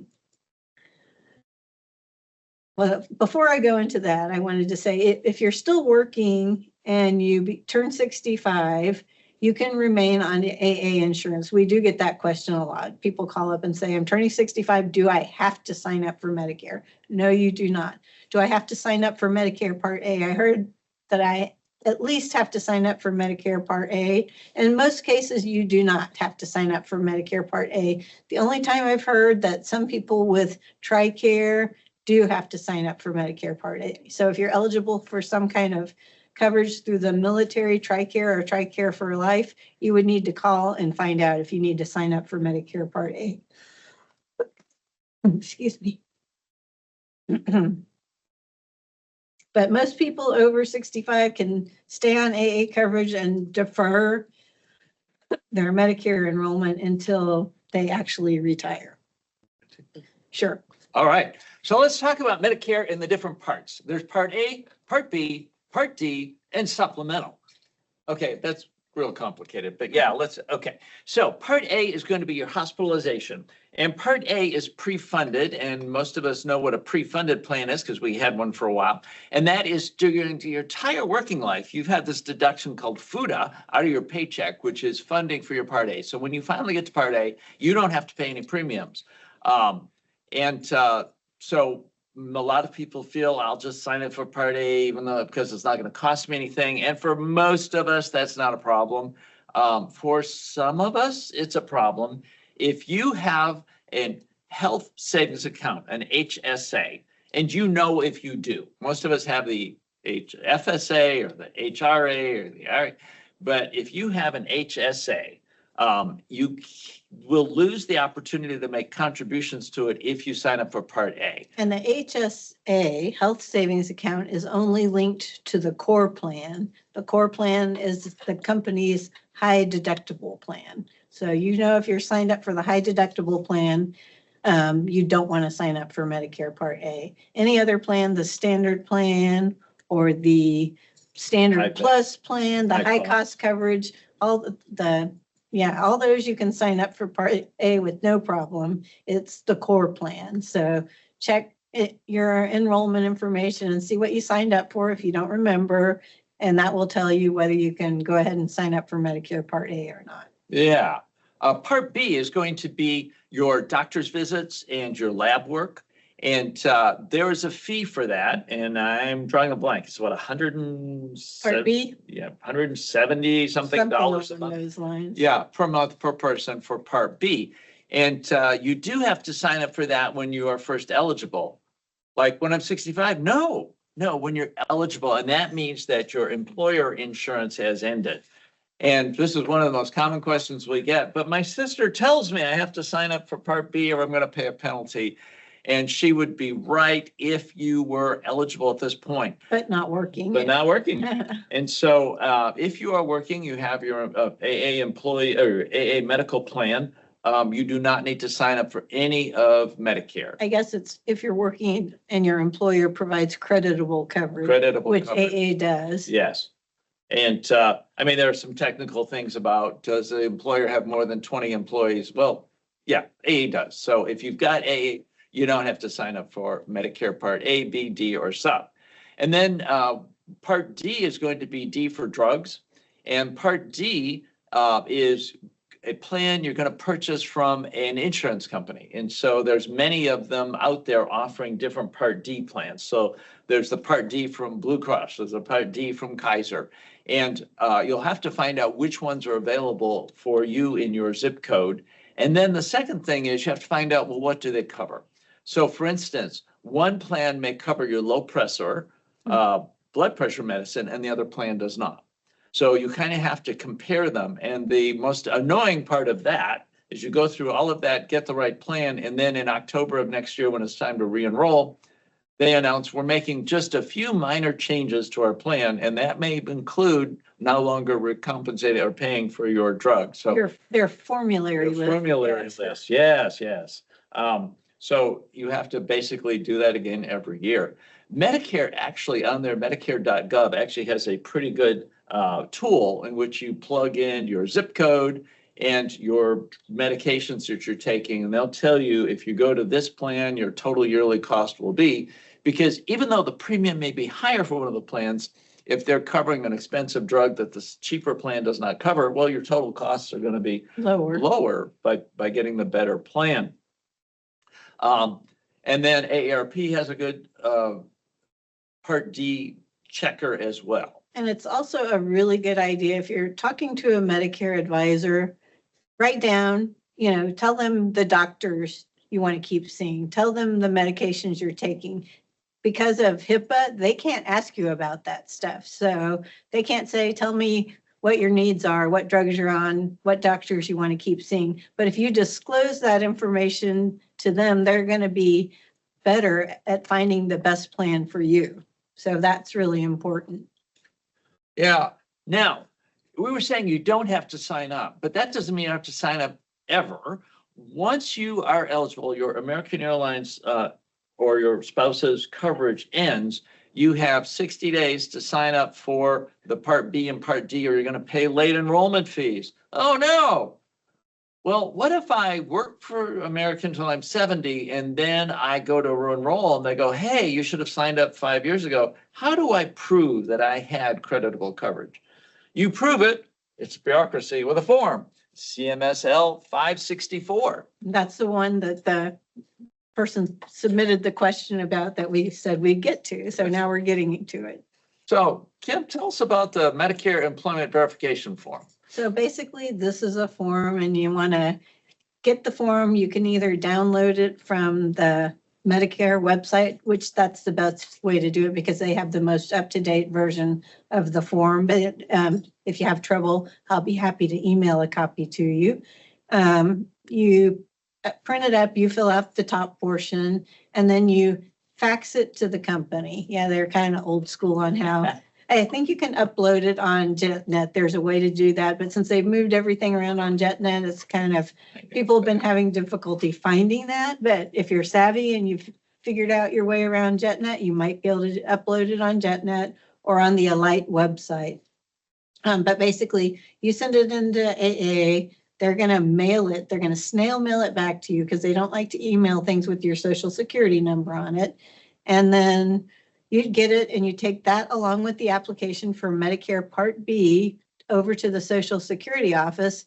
and they're going to sign you up for Part B, and they're going to say, hey, since you got this form, we see that you've had creditable coverage since you turned 65, so we're not going to assess you any late enrollment penalties.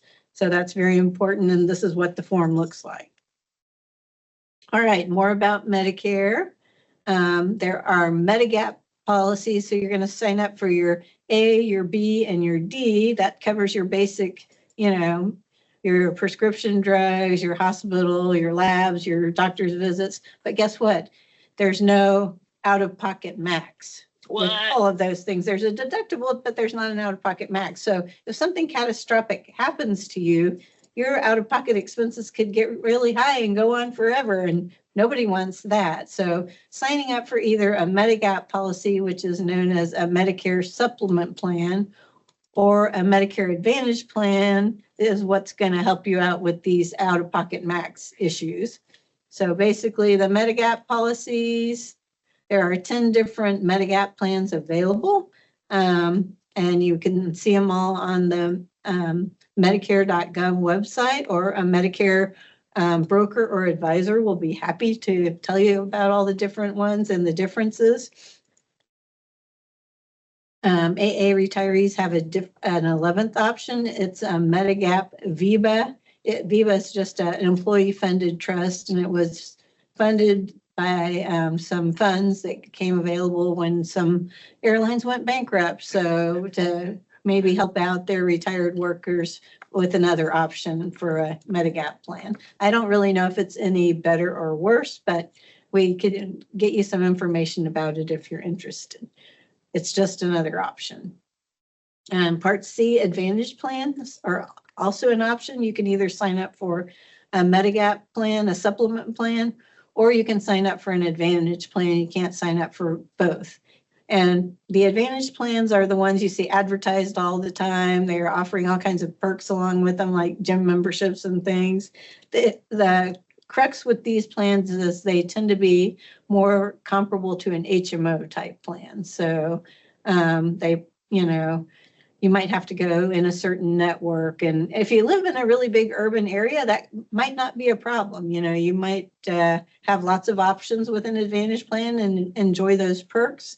But if you're out in the country somewhere, or I don't know, you're planning on doing lots of traveling abroad or something like that, it may not be the best option for you. So again, talk to a Medicare advisor and make sure you know what you're signing up for and it's going to be the best option for you.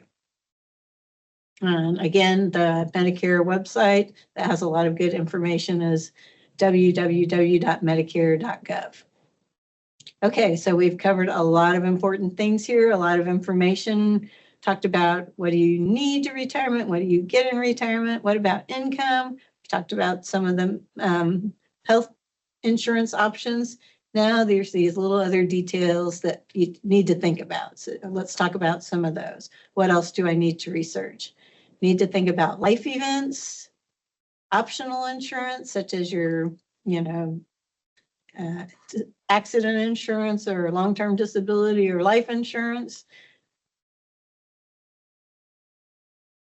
Your dental insurance, what happens with that? What are the options for finding dental insurance?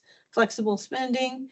So let's talk first about life events, because this is important. Your retirement, if you're planning on going on your spouse or your partner's life insurance, it's their life event to add you to their insurance. So usually when you retire, you have about 30 to 60 days to submit a life event and have them add you to their benefits. So if you're going to retire and you're going to go on your spouse's benefits, make sure you don't miss that life event. If you're married to another AA employee, you can go on their benefits. That's their life event to add you back onto AA benefits. But remember that when you switch to a spouse's insurance with AA, another flight attendant, a pilot, you're married to a mechanic or something, you go on their benefits, it's going to not be a continuation of your same plan that you had before, like Cobra. So your deductibles and your out-of-pocket max will reset. So keep that in mind. All right, optional insurance. Examples include MetLife, legal, long-term care policies, home and auto policies, pet insurance. All of those insurance things above on the first, list, you can continue those after you retire. Basically, they're individual policies, and you just need to reach out to the administrators of those plans and let them know, hey, I'm retiring and I want to continue this insurance coverage, and they will be happy to send you a bill every month. So that's not a problem. Your employee life insurance and your employee accident insurance will end. However, you will be given the option to port or convert those policies into individual policies. And between 30 and 60 days, as usual, you have to do that. So it is more expensive to change your insurance from the company into a personal policy. The good thing is it doesn't require a physical to qualify. You don't have to give them any health information. You would just contact New York Life for the accidental death and dismemberment and voluntary personal accident insurance, and contact MetLife for the life insurance. So, and also you don't have to, if with the life insurance, say you've, 2 times pay, and then you've bought up throughout your career to like 7 or 8 times your pay, you don't have to port or convert that whole amount. You can just choose a lower amount if you wanted to. The long-term and short-term disability coverage will end. However, if you're receiving long-term or short-term disability benefits, those benefit payments will continue as long as you're still eligible according to the terms of those plans. So if you're still disabled, you're receiving long-term disability benefits, you will continue to get those benefits after you retire, either until the benefit period ends or you're no longer disabled. All right, dental insurance. Right. This has been bad in the past, but it is getting a little bit better. There's more options finally. But MetLife retiree dental insurance, they're going to offer this to you. So you'll get your COBRA dental insurance offer, and then you'll get this retiree dental insurance. Do you want to sign up for it? Well, most people choose not to sign up for the retiree dental insurance because it's zip code rated. It's a kind of a high dollar product, and not a great amount of benefit for what you pay. So usually you can find something better than the retiree dental insurance that the company offers. And most people elect to extend their coverage via COBRA for as long as they can.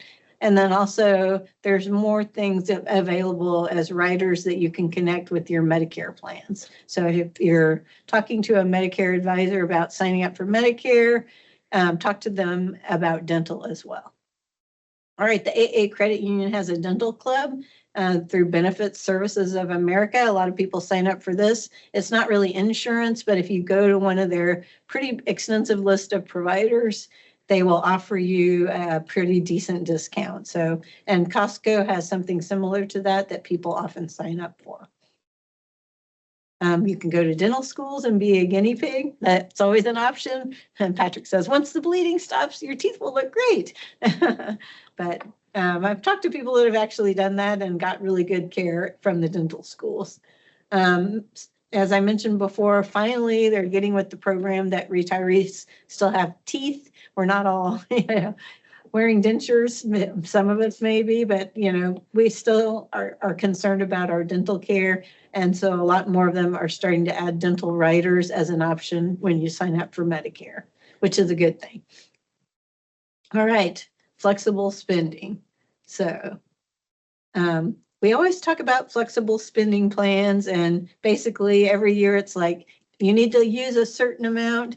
It was $500. It's gone up to like 640 something that they'll roll over to the next year. But if you leave more than that in your flex spending account, you'll lose it at the end of the year. Well, your retirement is an opportunity for you to use the full amount of your flex spending account. And if you leave before the end of the year, the company is going to have to eat the balance, basically. So say you're putting in $100 a month and you leave before, you leave January, February, March, you're eligible to, spend the full amount on day one. So you could use your $1,200 worth of benefit and then retire in March, and you're only paying $200. So the company would have to eat the rest of that. So keep in mind, you can kind of work the flex spending thing in the year that you're going to retire. One thing you don't want to do is leave without spending it, because those are your dollars you're contributing and you don't want to leave them on the table. So keep that in mind. Just another of the many things to think about. So now it's your turn to decide. Are you ready to Are retire? you ready? Are you ready? You know, part of the challenge is that there are just an awful lot of moving pieces to this. I mean, every time we go through it, we have to, how many different sections can we consolidate down? But I have great comfort in knowing that it's not anything that you can't handle. Think about what you go through on a daily basis in your job and how many different parts of your job are, for all the way from signing up and signing in and scanning your ID at the gate, all the way through getting the last of the wheelchair passengers off. There's a lot of moving pieces and you handle it all. So what else do you need to do before you leave? I'll give you my recommendation. Start a list to help you with that. On page 37, 38 of the APFA Retirement Package Good Slide is a starter list. So go get it and then add to it as you have specific things for you. How do you follow a list? How many times you've been to CQ? One task, step at a time, in order, just like the planned emergency checklist. Kind of think of it as like a planned departure checklist, if you will, and it will work wonders. There is a reason we have checklists in this industry, and that's because they work. They get us all going in the same direction at the same time. So start yourself a retirement checklist. And then how many times have you retired before, huh? Like zero. Never. Never. So do not be afraid to ask questions. You can ask questions of the company. You can ask questions of us. And you can ask questions of your advisors, because nobody expects you to know this, which is difficult because we've gotten all the way through life and we think we know it all and find out we don't. So don't be afraid to ask questions. Start a list. And then if you do all that, guess what? You're prepared. And you've got this. Let's go. You're ready. Good slide. Good slide. I don't know. I don't know if we want to change that. We'll find out. We'll find out. Okay. Hey, any questions, Kim? I think we got a couple more questions and we may have covered them, but let's reiterate just in case somebody missed something. So one is, what's the downside to taking pension at age 62 for a legacy AA person? Actually, For anyone. yeah, really. There isn't a downside if you are retired. As a matter of fact, if you have a legacy AA pension and you have more than 15 years of eligibility service, accredited service, you can take it as early as age 60 with no reduction. So if you retire at age 60, you can start your LAA pension 60 with no reduction, and you shouldn't wait until 62 because there's no advantage to you to waiting. The only downside is it's going to be lower payments for the rest of your life, like we mentioned before. Well, unless you're eligible at full payment at 60. So, yeah. No, not the pension. They're asking about Social Security.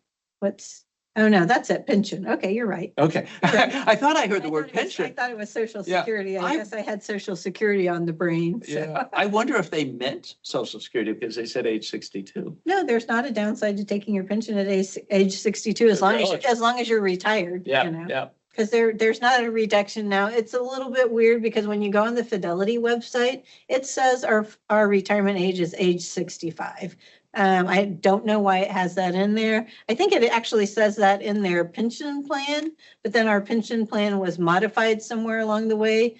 The LAA pension plan was modified somewhere along the way to say that you could start your full benefits at age 60. So if you retire, you're eligible, depending on, as long as you have enough years of service, to take your full LAA pension at age 60 with no reductions. No reduction, yeah. I do also want to point out, we frequently get the question, well, I want to retire at 62, but I don't want to take my Social Security right away, and I feel like I'm compelled to keep working. Leaving American and starting your pension or your Social Security or 401k are all independent steps. We have people that leave it under the 65-point plan, that leave at age 50. because they qualify to retire, and they don't qualify for any of that other stuff. They're totally independent questions. So deciding when you are ready to retire and deciding when to start your pension, your Social Security, withdrawing your 401k, your IRA are all independent, and you should think of them separately. Right. And yeah, a lot of people think that their pension's going to commence automatically when they retire, but it's a whole separate process. So don't expect, you have to contact Fidelity and tell them if you're LAA that you want to commence your pension, just like if you're LUS or former Eastern or TWA, you have to contact the PBGC and let them know that you want to start your pension. And then our last question is Second to last. second to last. Oh, we Yeah. got another one? Yeah. Okay. A question on Medicare. Okay. And we mentioned that you do not have to start Medicare if you have Americans medical or covered by your spouse's medical from an employer. And the question is, well, if I don't start Medicare because I have creditable coverage somehow, do I have to notify Medicare that I'm not going to start? And the answer is no. But of course, there's always a caveat, except.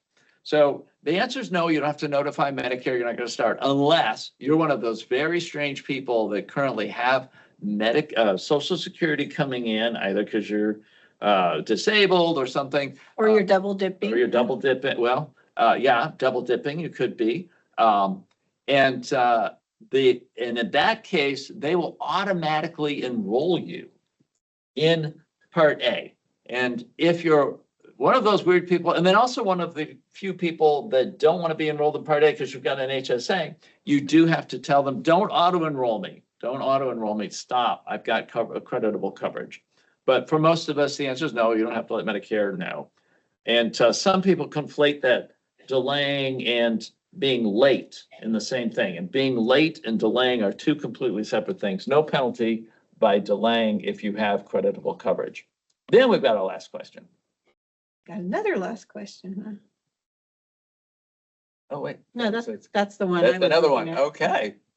So basically, I was going to say something about that. Now it slipped my mind. Oh, there is a way to notify Medicare what you're going to do. If you go on Medicare.gov, there's a little thing that says, you know, when should I start? And it says, follow the path for my situation. So you go on their website and it walks you through, are you working when you're 65? And it has a thing where you can just sign up for Part A and notify them that you're just signing up for Part A, but you're going to defer Part B. So if you want to go through that process on the Medicare.gov website, you can do that. So. But that's totally up to you. A lot of people don't do that. They don't sign up for Part A. They wait for everything. The only time it's really crucial to know if you need to sign up for Part A and or B is if you have TRICARE. That's the only time I've heard, or the Plus plan. So. All right, very good. Also, we've had a few comments about when are you guys going to start doing live seminars again? Well, we want to do live seminars, and Patrick and I, every single time we get a chance, we tell our base presidents and vice presidents, hey, we want to do live seminars. We'll come if you have a base meeting. You know, we want to go. We miss interacting with the people in person, but none of them have asked us to, other than Chicago recently used us for a virtual seminar that they did for their base, and that was fun. But if you want us to come for live seminars, please reach out to your base leadership because they're the ones that reach out to us and help organize that. So let them know if you want us to come live for a base meeting or hang out in ops for a day or anything, and we will be happy to do that. But reach out to your base leadership and let them know. All right, very good. All right. Thank you again for attending. Thanks, everybody. Hey, Josh, anything for the good and welfare? We have one last question that came in. When you say retirement, is that retired from work entire or just AA? What if I retire from AA but go to work somewhere else? It can be one or the other or both, you know. Yeah, it can be. And the issue is it's only an issue if you are going to take your Social Security before your normal retirement age and you have that income cap. If that's not your situation, you can be retired from AA and making $1 million, you know, on Etsy. So it's not an issue for taking out your pension or for taking out your 401k. It's only an issue with Social Security if you're taking it early. And we talked to a lot of people that retire from AA and take other jobs and continue to work after they retire from AA. And if you're not working for AA and you have a legacy AA pension, you can take that pension and be working for someone else, you know. And if you're eligible to take your Social Security, you can be taking your Social Security and working for someone else. So there are people that do that. They retire from AA but continue to work in another capacity. All right. Again, lots of different working parts, lots of different situations. So if you need more specific information, call or email, and we'll try and answer your questions tailored to your specific situation. All right. I think that's everyone. Thank you, guys, for running such a great town hall today. And thank you, everyone, for being on. Thanks, everyone.